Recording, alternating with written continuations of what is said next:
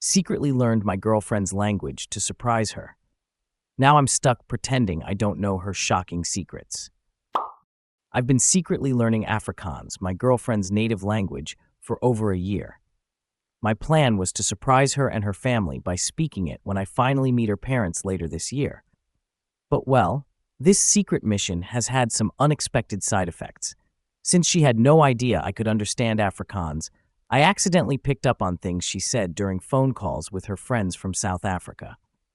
I never meant to eavesdrop, but now I know way more than I should. Here's what I've overheard. She's planning to reunite with her old high school metal band to surprise me with a performance on my birthday.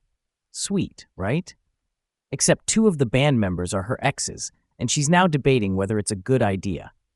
She secretly finished watching Better Call Saul without me and is pretending not to know how it ends. Betrayal. She's considering getting a tattoo of every Harry Potter spell on her back, but is afraid I'll talk her out of it.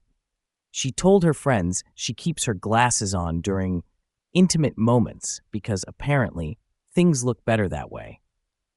Wow. She thinks my parents might have an open relationship because attractive couples are always at their house when we visit. What do I even do with that information? She expects her dad not to like me when we finally meet. Update 6 months later, we've actually broken up.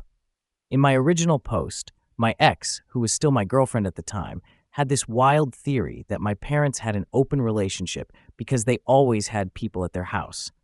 I thought it was hilarious at the time. Turns out I shouldn't have laughed so hard. After the breakup, I struggled to move on. My apartment felt like a museum of our relationship, so I called my parents and asked if I could crash at their place for a bit. They said yes, and my dad even offered to pick me up. What should have been a simple 10-minute drive turned into a 45-minute detour as my dad decided to take the scenic route and make a million dad jokes to help me feel better. But then my dad got weird. You know that awkward thing parents do when they're trying to bring up something uncomfortable but can't just spit it out?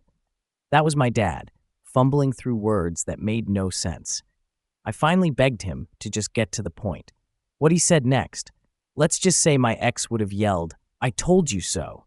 My dad confirmed her open relationship theory. Yep, my parents have an open relationship. I wasn't ready for that level of family truth bomb. Here's what I learned during the world's longest car ride. My parents were down for an open relationship when they first met. They stopped when they had kids, but picked it back up once they became empty nesters. Hosting themed parties has apparently been a regular thing since then. They were even planning another party, theme, prom night, but were considering canceling it so I could stay with them. I stayed with my parents for 2 days. Just 2.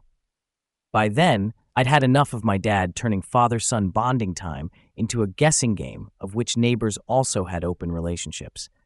My mom, oblivious that I knew, tried to convince me to stay longer, but I was done.